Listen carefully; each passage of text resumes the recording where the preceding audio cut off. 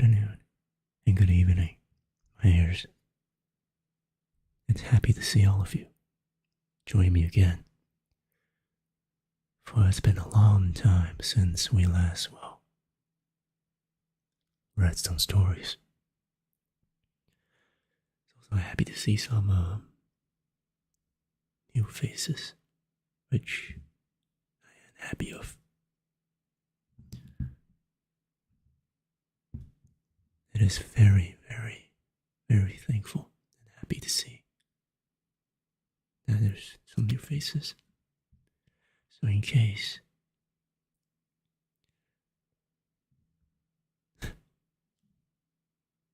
pardon me for a while.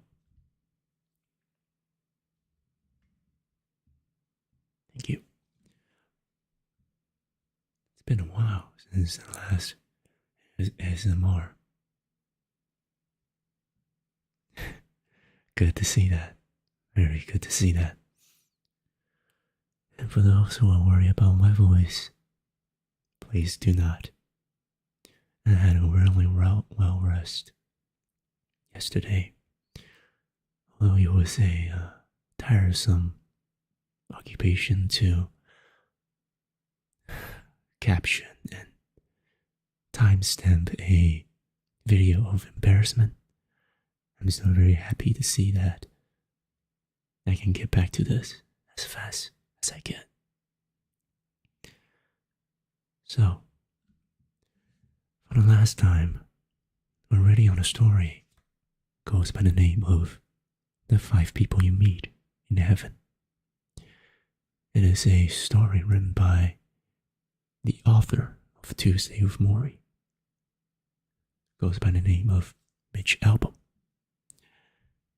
And it is okay to not force yourself to participate in the chat or participate in the vocal parts, because our very own job right here, right now, is for you to finally relax and take care of the long day that is either ended or just as about to begin.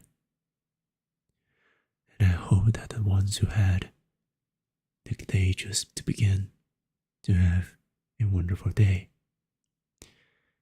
and those who have not started to be gladful that a new day has begun.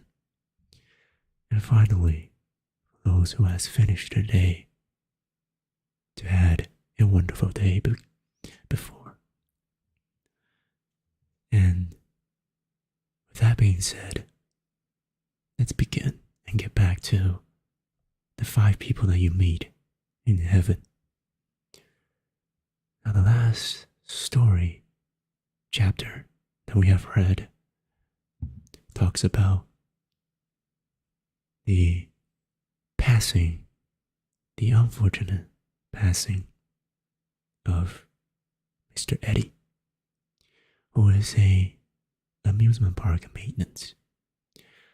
He died a valiant death, saving a little girl. But although his story has ended on the mortal realms,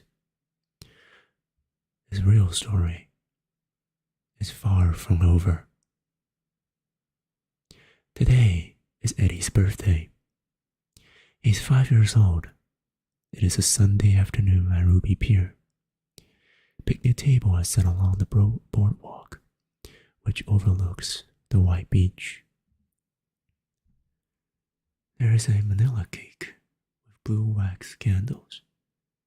There's a bowl of orange juice, and the pier workers are milling about. The barkers, a sideshow's acts, the animal trainers, some men for the fishery. Eddie's father, as usual, is in a card game. Eddie plays at his feet. His older brother, Joel, is doing push-ups in front of a group of elderly women who feigned interest and clapped politely. Eddie's wearing his birthday gift, a red cowboy hat and a toy holster He gets up and runs from one group to the next, pulling out the toy gun and go bang, bang. Come here, boy. Mickey Shia beckons from the beach. Bang, bang, goes Eddie. Mickey Shia works with Eddie's dad, fixing the rides. He's fat and wears suspenders and is always singing Irish songs. To Eddie, he smells funny, like cough medicine. Come here. Let me do your birthday bumps, he says, like we do in Ireland. Suddenly, Mickey's large hands are under Eddie's armpits, and he's hoisted up, and flipped over, and dangled by the feet. Eddie's head falls off. Careful, Mickey, Eddie's mother yells. Eddie's father looks up, smirks, and returns to his card game. Oh, I got him, Mickey says. Now, one birthday bump for every year. Hello there, Itsuki. We shall continue, and please join us. Tuck in and be comfortable. The time goes as fast when it's happy. So if it goes fast and it goes away, then I'm glad to hear that. As back to the story. Upside down, Eddie's not sure who's who. His head is getting heavy. 4, they shout. 5. Eddie's flipped right side up and put down. Everyone claps. Eddie reaches for his head, then stumbles over. He gets up, wobbles in Mickey Shia, and punches him in the arm. Oh, what was that for, little man? Mickey says. Everyone laughs. Eddie turns and runs away. 3 steps before being swept into his mother's arm. Are you alright, my darling birthday boy? She's only inches from his face. He sees her deep red lipsticks and her plump, soft cheeks and the waves of her auburn hair. I was upside down, he tells her. I saw, she says. She puts his hat back on his head. Later, she'll walk him along the pier, perhaps take him on an elephant ride, or watch the fishermen pull in their evening nets. The fish flipping like shiny, wet coins. She will hold his hand and tell him God is proud of him for being a good boy on his birthday. And that will make the world feel right side up again.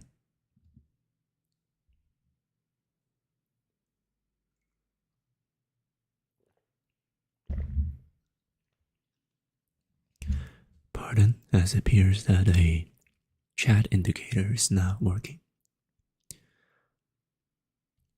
It's okay. It's alright. Unfortunately, some of you already... Oh, fortunately, some of you have already been tucked in and ready. So, let us finish the chapter before we get to that, shall we?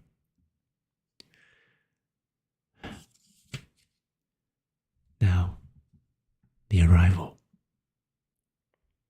Eddie woke up in a teacup.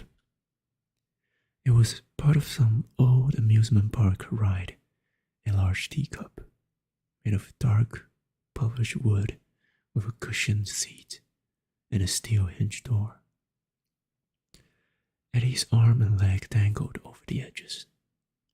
The sky continued to change colors, from a shoe-lettered brown to a deep scarlet.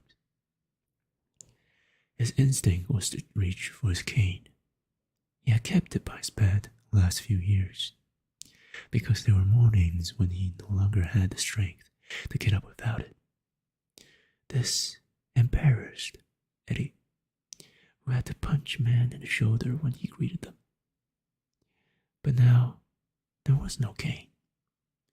So Eddie exhaled and tried to pull himself up. Surprisingly, his back did not hurt. His legs did not throb. He yanked harder and hoisted himself easily over the edge of the teacup, landing awkwardly on the ground, where he was struck by three quick thoughts. First, he felt wonderful. Second, he was all alone. Third, he was still on Ruby Pier. But it was a different Ruby Pier now. There was a canvas tent and vacant grassy sections, and so few obstructions you could see the mossy brick. Water out in the ocean. The colors of the attractions were firehouse reds and creamy whites. No teals or maroons. And each ride had its own wooden ticket booth. The teacup he had awoken in was the part of a primitive attraction called Spinorama. Its sides was plywood, as were the other low-slung sides hinged on the storm fronts that lined the promenade. El Tiempo cigars now had to smoke. Chowder, 10 cents. Ride a whipper, the sensation of the age. Eddie blinked hard. This was the Ruby Pier of his childhood, some 75 years ago. Only everything was new, freshly scrubbed. Over there was the loop-de-loop ride, which had been torn down decades ago. And over there were the bathhouses and the saltwater swimming pools that had been raised in the 1950s. Over there, jutting into the sky, was the original Ferris wheel in its pristine white paint, and beyond that, the streets of his old neighborhood and the rooftop of the crowded brick tenements, with laundry lines hanging from the window. Eddie tried to yell, but his voice was raspy air. He mouthed a "hey," but nothing came from his throat. He grabbed at his arms and legs. Aside from his lack of voice, he felt incredible. He walked in a circle. He jumped. No pain. In the last 10 years, he had forgotten what it was like to walk without wincing or to sit without struggling to find comfort for his lower back. On the outside, he looked the same as he had the morning. A squat, a barrel-chested old man in a cap, in shorts, and a brown maintenance jersey.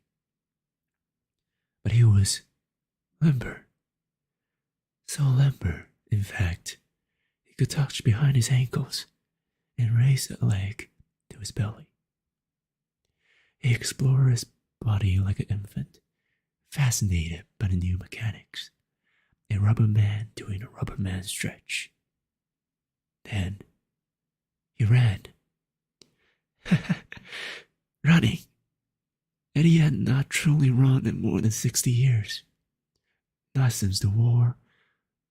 But he was running now, starting with a few gingerly steps, then accelerating into a full gait. Faster. Faster. Like the running boy of his youth. He ran along the boardwalk, past the bait and tackle stand for fishermen, 5 cents, and a bathing suit rental stand for swimming meters, this for 3 cents.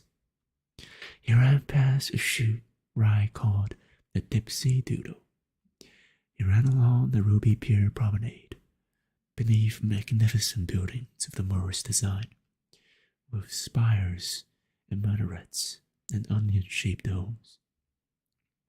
He ran past the Parisian carousel with its carved wooden horses, glass mirrors, and Wurlitzer's organ, all shining and new. Only an hour ago, it all seems he had been scraping rust from his piece in his shop. He ran down the heart of the old Midway, where the way guessers, fortune tellers, dancing gypsies had once worked. He lowered his chin and held his arms out like a glider.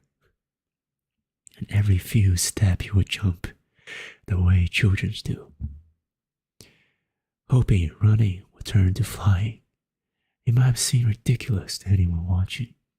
This wide-haired maintenance worker, all alone, making like an airplane. But a running boy's inside every man, no matter how old he gets. And then Eddie stopped running. He heard something. A voice, so tiny, as if coming a megaphone. How about him, ladies and gentlemen? Have you seen such horrible sight? He was standing by an empty ticket kiosk in front of a large theater. The sign above read, "The world's most curious citizens. Ruby's Pure Sideshow. Holy smoke, they're fat, they're skinny. See the wild men." The sideshow, the freak house, the ballyhoo hall. Eddie recalled them shutting this down at least 50 years ago.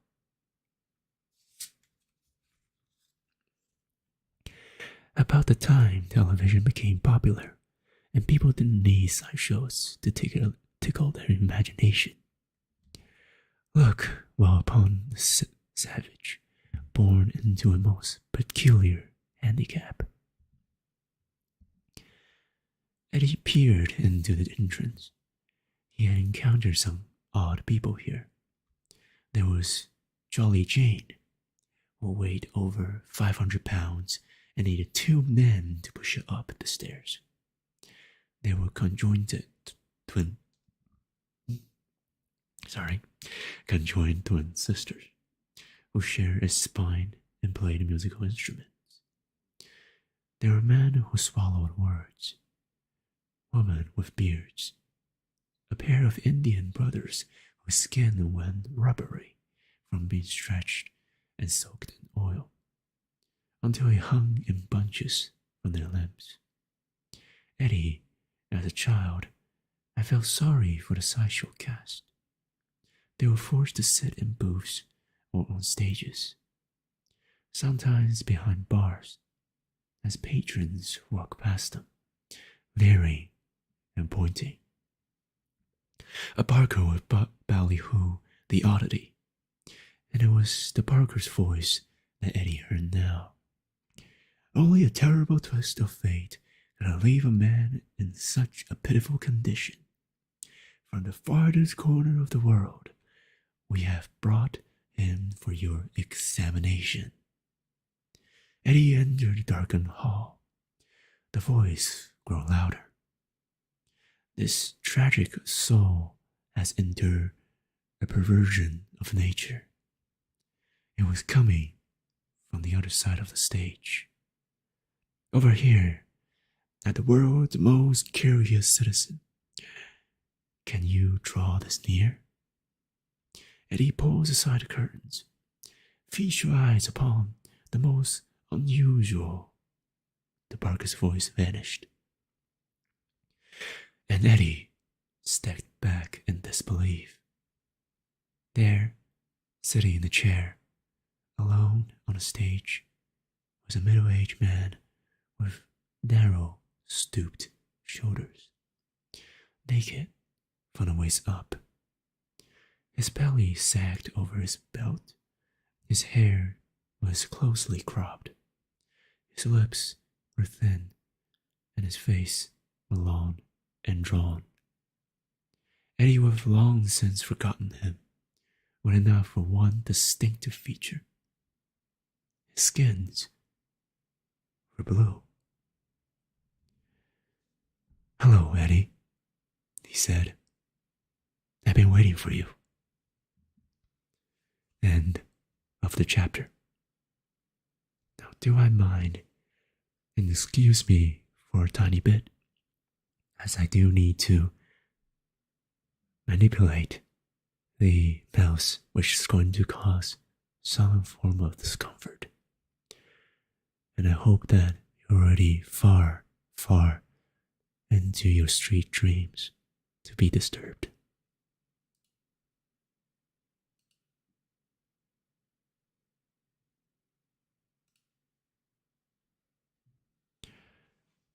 Pardon for the discomfort.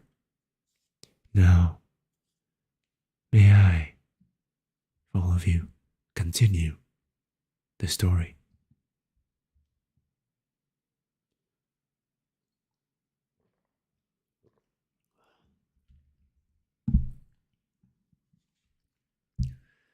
Chapter: The first person Eddie meets in heaven. "Don't be afraid," the blue man said, rising slowly from his chair. "Don't be afraid." His voice was soothing, but Eddie could only stare. He had barely known this man. What was he seeing him now? It was like one of those faces that pops into your dreams, and the next morning you say, "You'll never guess who I dreamed last night." Your body feels like a child, right? Eddie nodded. You were a child when you knew me. That's why. You start with the same feeling you had. Start? What? Eddie thought. The blue man lifted his chin. His skin a grotesque shade and graying blueberry. His fingers were wrinkled. He walked outside, and Eddie followed. The pier was empty, and beach was empty. Was the entire planet empty? Tell me something, the blue man said. He pointed to a two-humped wooden roller coaster in the distance. The Whipper. It was built in 1920s, before under-friction wheels, meaning the cars couldn't turn very quickly, unless you want them launching off the tracks. The Whipper. Is it still the fastest ride on Earth? Eddie looked at the old clanking thing, which had been torn down years ago. He shook his head no. Yeah, the blue man said. And imagine as much. Things don't change here, and there's none of the peering down from the clouds, I'm afraid. Here? Eddie thought. The blue man smiled as if he'd heard the question. He touched Eddie's shoulder, and Eddie felt a surge of warmth, unlike anything he had ever felt before. His thought came spilling out like sentences. How did I die? An accident, the blue man said. Oh, Christ. Pardon again for the clickings. I do need to tweak some other things.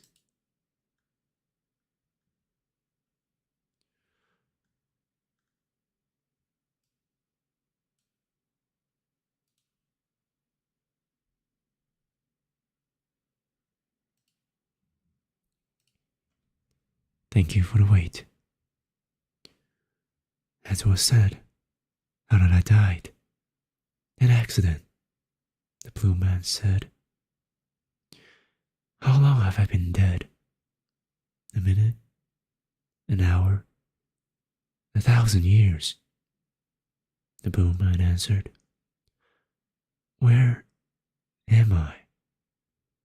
The Blue Man pursed his lips and repeated the question thoughtfully. Where are you? He turned and raised. Sorry. Where are you? He turned and raised his arms. All at once, the rides at the old Ruby Pier cranked to life. The Ferris wheel spun, and the dog-chinned cars smacked into each other. The whipper clacked uphill, and the Parisian carousel horses bobbed on their brass poles to the cheery music of Wurlitzer's organ. The ocean was in front of them. The sky was the color of lemons. What do you think? The Blue Man asked. Heaven? Evening, afternoon, and morning there, lame duck. You're not far from the start of the story, so do take part as we continue. No. Eddie shook his head violently. No. The Blue Man seems amused. No, it can't be heaven, he said. Why? Because this is where you grew up? And he mouthed the word yes. Ah. The Blue Man nodded. Well, people often belittle the place where they were born, but heaven can be found in the most unlikely corners. And heaven itself has many steps. This, for me, is the second. And for you, the first. He led Eddie through the park, passing cigar shops and sausage stand in the flat joints where suckers lost their nickels and dimes. Heaven? Eddie thought. Ridiculous. He has spent most of his adult life trying to get away from Ruby Pier. It was an amusement park. That's all. A place to scream and get wet and trade your dollars for Cupid dolls. And thoughts that this was some kind of blessed resting place was beyond his imagination.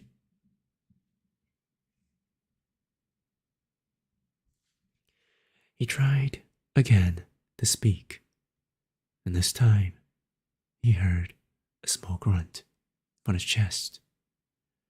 The Blue Man turned. Your voice will come. We all go through the same thing. You cannot talk when you first arrive. He smiles. It helps you to listen. There are 5 people you meet in heaven.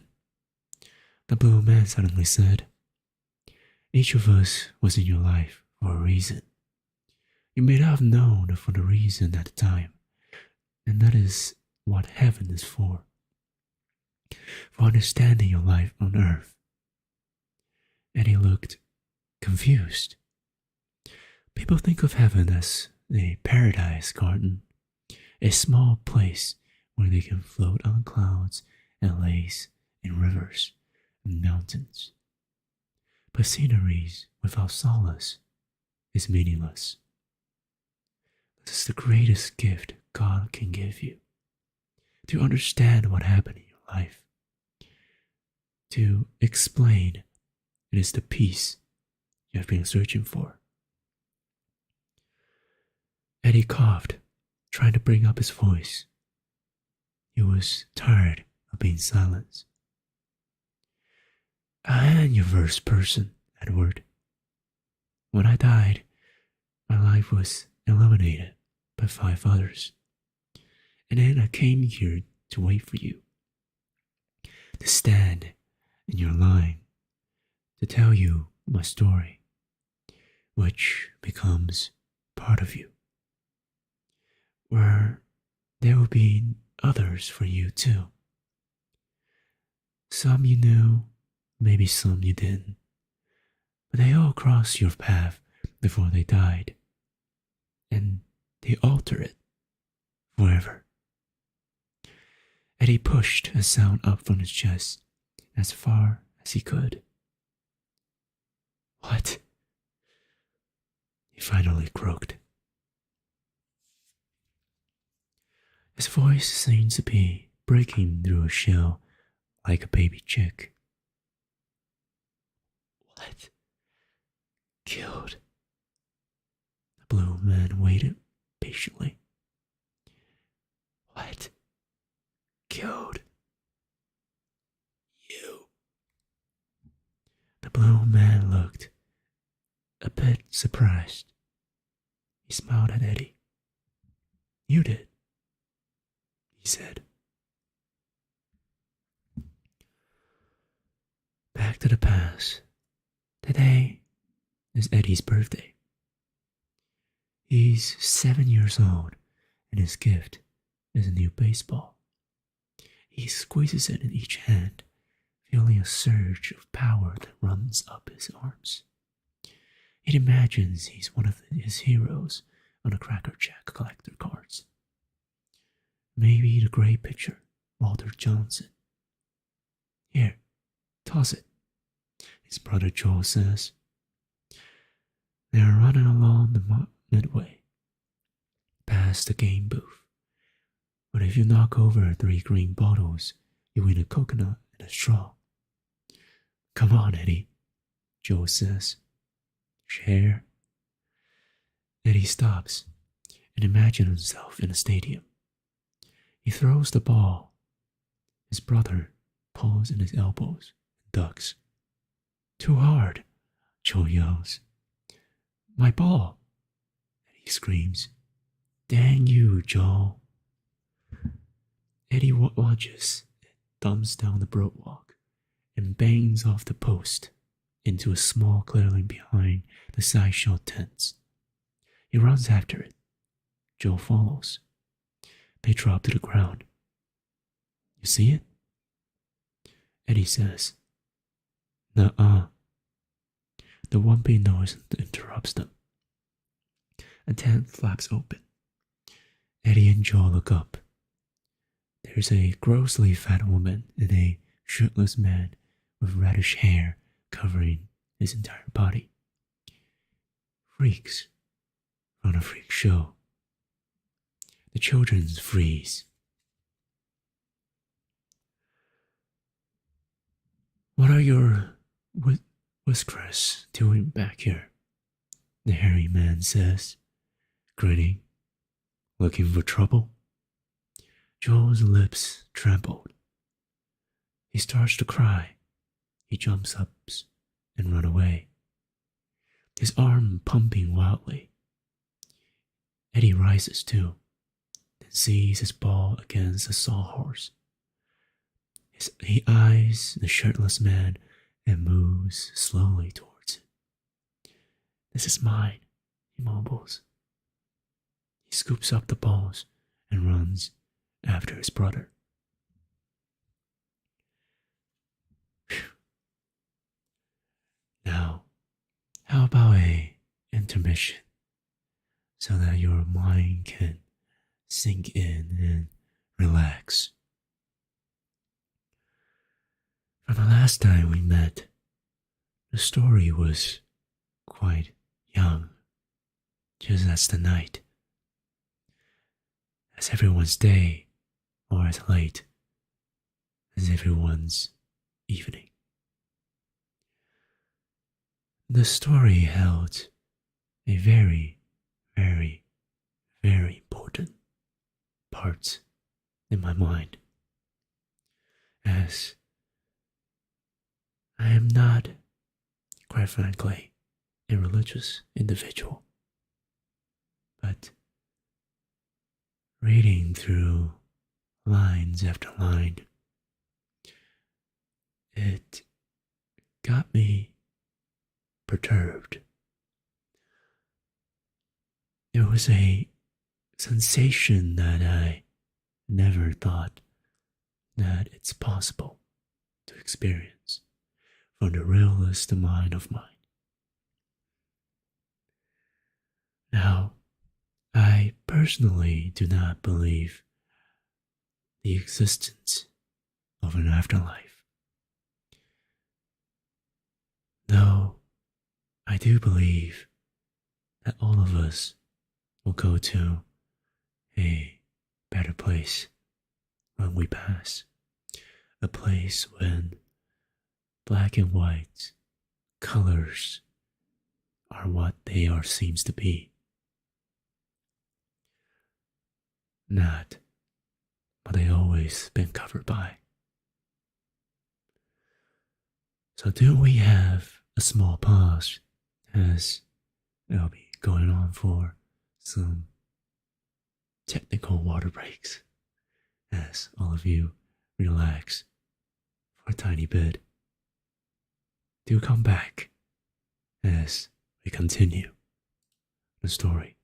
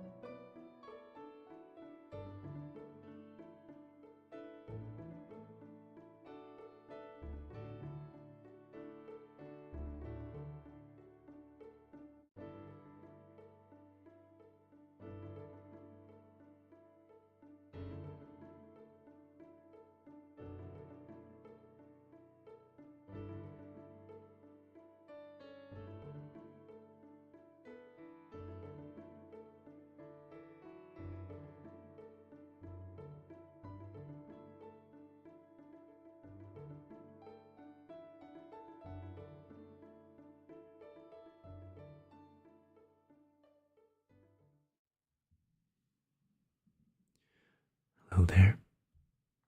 It was a short break, but a warranted one. I hope all of you are having fun. Hello there, Jeans. Hello there, Alia. I hope I did not butcher your name. We are just here to have some fun. And the story continues. Listen, mister, Eddie rasped. I never killed you, okay? I don't even know you. The blue man sat on the beach. He smiled as if trying to put a guest at ease. Eddie remained standing, a defensive posture. Let me begin with my real name, the blue man said. I was christened Joseph Karvashik, the son of a tailor in a small Polish village. We came to America in 1894. I was only a boy. My mother helped me over the railing of the ship, and this because my earliest childhood memory, my mother swinging me in the breezes of a new world. Like most immigrants, we had no money. We slept on a mattress in my uncle's kitchen. My father was forced to take a job in a sweatshop, sewing buttons on coats. When I was 10, he took me from school and I joined him. And he watched the blue man's pitted face, his thin lips, his sagging chest. Why is he telling me this? He thought. I was a nervous child by nature, and the noise in the shop only makes things worse. I was too young to be there, amongst all those men swearing and complaining. Whenever the foreman came near, my father told me, "Look down. Don't make him notice you." Once, however, I stumbled and dropped a sack of buttons, which spilled over the floor. The foreman screamed that I was worthless, a worthless child, that I must go. I can still see that moment.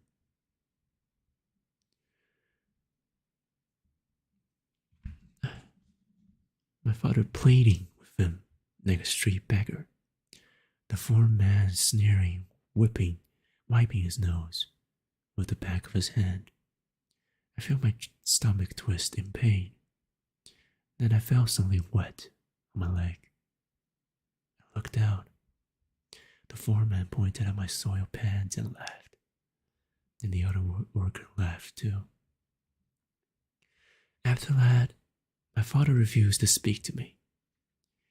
He felt I've shamed him, and I suppose, in his world, I had.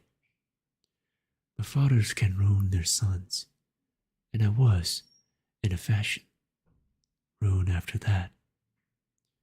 I was a nervous child when I grew. I was a nervous young man. Worst of all, that night, I still wet the bed. In the morning, I would sneak the soiled sheets to the wash basin and soak them. One morning, I looked up to see my father. He saw the dirty sheets, then glared at me with eyes I will never forget, as if he wished he could snap the cord of life between us. The blue man paused. His skin, which seemed be-soaked in blue fluid, folded in small patty layers around his belt. And he couldn't help staring. "I was not always a freak, Edward," he said. "Back then, medicine was rather primitive. I went to a chemist, seeking something for my nerves. He gave me a bottle of silver nitrate and told me to mix it with water and take it every night. Silver nitrate, it was later considered poison. But it was all I had, and when it failed to work, I could only assume I was not ingesting enough. So I took more. I swallowed 2 gulps and sometimes 3, with no water. So people were looking at me strangely. My skin was turning the color of ash. I was ashamed and agitated. I swallowed even more silver nitrate until my skin went from gray to blue, a side effect of the poison. The blue man paused. His voice dropped. The factory dismissed me. The foreman said I scared the other workers. Without work, how will I eat? How will I live? I found a saloon, a dark place where I could hide beneath a hat and coat. One night, a group of carnival men were in the black. They smoked a cigar. They laughed. One of them, a rather small fellow with a wooden leg, kept looking at me. Finally, he approached. By the end of the night, I had agreed to join the carnival, and my life was as a commodity had begun. Eddie noticed the resigned look on the blue man's face. He had often wondered why the sideshow cast came from. He assumed there was a sad story behind every one of them. The carnival gave me my name, Edward. Sometimes I was the blue man of the north, or the blue man of Algeria, or the blue man of New Zealand. I had never been of any of these places, of course, but it was pleasant to see be considered exotic, if only on a painted sign. The show was simple. I was set on the stage, half undressed, as people walked past, and the barker told them how pathetic I was. For this, I was able to put a few coins in my pocket. The manager once called me the best freak in the stable, and sad as it sounds, I took pride in that. When you are an outcast, even a tall stone can be cherished. One winter, I came to this pier, Ruby Pier. They were starting a sideshow called The Curious Citizens. I liked the idea of being in one place, escaping the bumpy horse carts and the carnival life. This became my home. I lived in a room above a sausage shop. I played cards at night with the other sideshow's workers, with the tinsmiths, sometimes even with your father. In the early mornings, I wore long shirts and draped my head in a towel. I could walk along this beach without scaring people. It may not sound like much, but for me, it was a freedom that I've rarely known. He stopped and looked at Eddie. Do you understand why we're here? This is not your heaven. It's mine. Take one story, view from two angles. Take a rainy Sunday morning in July in the late 1920s when Eddie and his friends are tossing a baseball Eddie got for his birthday nearly a year ago. Take a moment when the ball flies over Eddie's head and out into the street. Eddie, wearing his tawny pants and a wool cap, chases after it and runs in front of an automobile, a Ford Model A. The car screeches, veers, and near misses him. He shivers, exhales, gets the ball, and races back to his friends. The game soon ends, and the children runs to the arcade and play an eerie dagger machine with its claw-like mechanism that picks up the small toys. Now take the same story from a different angle. A man is behind the wheel of a Ford Model A, which he has borrowed from a friend to practice his driving. The road is wet from the morning rain. Suddenly, a baseball bounces across the street, and a boy comes racing after it. The driver slams the brakes and yanks the wheel. The car skids and the tires screech. The man somehow regains control and the Model A rolls on. The children has disappeared in a rearview mirror. But the man's body is still affected, thinking of how closely he came to tragedy.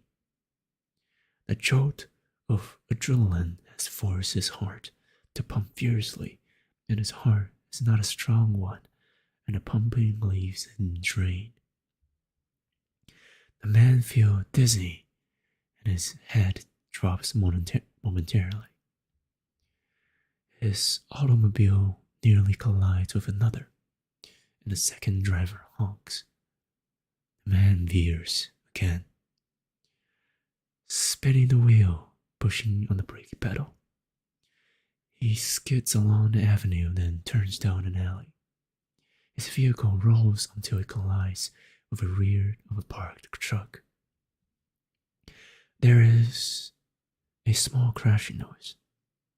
The headlights shatter, and the impact smacks the man into a steering wheel. His forehead bleeds. He steeps from the Model A, sees the damage, then collapses onto the wet pavement. His arm throbs. His chest hurts. It is Sunday morning. The alley is empty. He remains there, unnoticed, stumps against the side of the car. The blood from his coronary arteries no longer flows to his heart. An hour passes. A policeman finds him. A medical examiner pronounces him dead. The causes of death is listed as heart attack. There are no known relatives. Take one story and viewed from two different angles. It is the same day, same moment, but one angle ends happily at an arcade with the little boy and a tawny pants dropped pennies into the eerie digger machine, and the other ends badly in a city morgue when one worker calls another worker over the marvel at the blue skins of the newly arrival. You see, the blue man whispered, having finished the story from his point of view. Little boy, Eddie felt a shiver. Oh no, he whispered.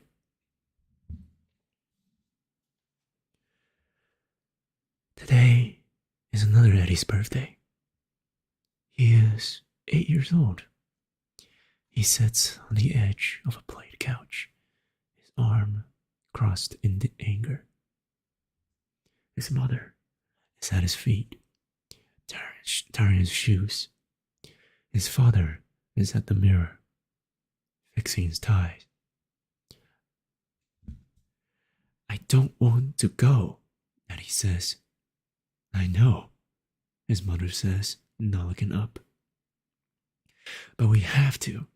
Sometimes you have to do things when sad things happen. But it's my birthday. Eddie looks mournfully across the room at an erector set in a corner. A pile of toy metal girders and 3 small rubber wheels. Eddie have been making a truck. He's good at putting things together. He had hoped to show it to his friends at a birthday party. Instead, they have to go someplace and get dressed up. It isn't fair, he thinks. His brother Joe, dressed in wool pants and a bow tie, enters with a baseball glove on his left hand. He slaps hard. He makes a face at Eddie. They were my old shoes, Joe says. My new ones are better. Eddie winces. He hates having to wear Joel's old things. Stop wiggling, his mother says. They hurt, Eddie whines. Enough, his father yells. He glares at Eddie, and Eddie goes silent. At the cemetery, Eddie barely recognizes the pier people. The men who normally wear gold lame and red turbans are now in black suits, like his father. The woman seems to be wearing the same black dress, so uncovers their face in veils. Eddie watches the man shovel dirt into a hole, and the man says something about ashes. Eddie holds his mother's hand and squinted at the sun. He is supposed to be sad, he knows, but he's secretly counting numbers, starting from 1, hoping that by the time he reaches 100, he will have his birthday back. This was the first lesson. Please, mister, Eddie pleaded. I didn't know. Believe me. God help me. I didn't know. The blue man nodded. You couldn't know. You were too young. Eddie stepped back. He squared his body as if bracing for a fight. But now I gotta pay, he said. To pay? For my sin. That's why I'm here, right? Justice. The blue man smiled. No, Edward. You're here so I can teach you something. All the people you meet here have one thing to teach you. Eddie was skeptical. His fists stayed clenched. What? He said. That there are no random acts. They're all connected. That you can no more separate one life from another. That you can separate a breeze from the wind. Eddie shook his head. We were throwing a ball. It was my stupidity, running out there like that. Why shouldn't you have to die on account of me? It ain't fair. The blue man held out his hand. Fairness, he said, does not govern life and death. If it did, no good man will ever die young. He rolls his palm upward, and suddenly they were standing in a cemetery behind a small group of mourners. A priest by the graveside were reading from the Bible. Eddie could not see faces, only the backs of hats and dresses and suit coats. My funeral, the blue man said. Look at the mourners. Some did not even know me well, yet they came. Why? Did you ever wonder why people gather when others die? Why people feel they should? It is because the human spirit knows that deep down, all lives intersect. The death doesn't just take someone, it misses someone else. And in a small distance between being taken and being missed, life are changed. You say you should have died instead of me, but during my time on Earth, people died instead of me too. It happens every day. When lightning strikes a moment after you are gone, or an airplane crashes that you might have been on, or your colleagues falls ill and you do not, we think such things are random. But there is a balance to all. One withers, another grows. Birth and death are part of a whole. It is why we are drawn to babies, he turned to the mourners, and to funerals. And he looked down again at a gravesite gathering. He wondered if he'd had a funeral. He wondered if anyone came. He saw the priest reading from the Bible and the mourners lowering their heads. This was the day the blue man had been buried, all those years ago. Eddie had been there, a little boy, fidgeting through the ceremony with no idea of the role he had played in it.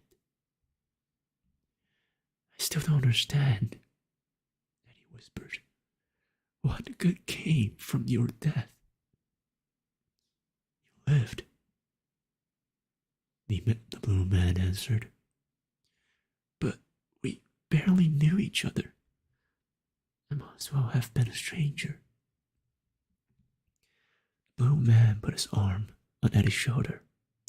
Eddie felt that warm, melting sensation again. Strangers, the blue man said, are just families we have yet to come to know. With that, the blue man pulled Eddie's close.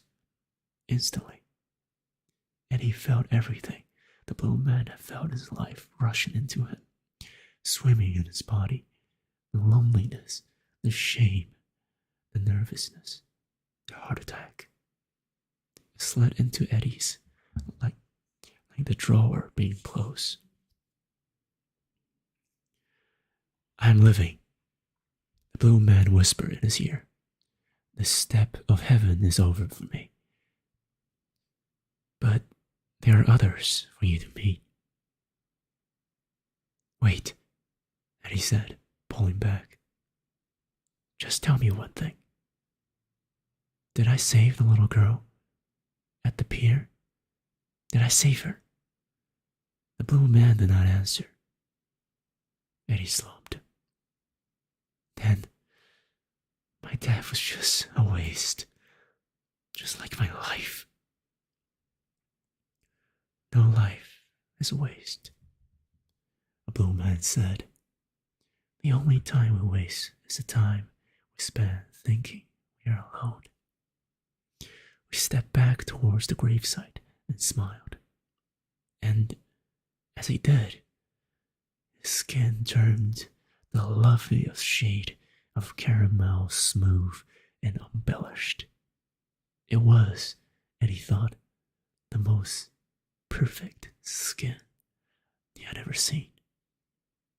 Wait, Eddie yelled, but he was suddenly whisked into the air, away from the cemetery, soaring above the great gray ocean below him. He saw the rooftops of Old Ruby Pier, the spires and turrets, the flags flapping in the breeze.